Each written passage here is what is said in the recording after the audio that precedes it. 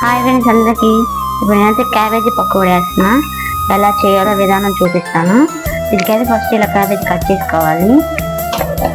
ఉల్లిపాయలు కట్ చేసుకున్నా. ఇలాగా ఉల్లిపాయలు వేసేసుకోవాలి. మనం దంచుకున్నది అల్లం వెల్లుల్లి పేస్ట్, కొంచెం శనగపిండి, డీప్ పిండి కొంచెం 2 స్పూన్స్ సరిపోద్ది.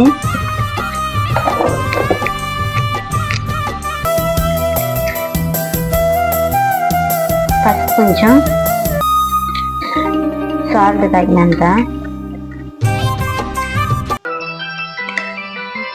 కారం కొంచెం,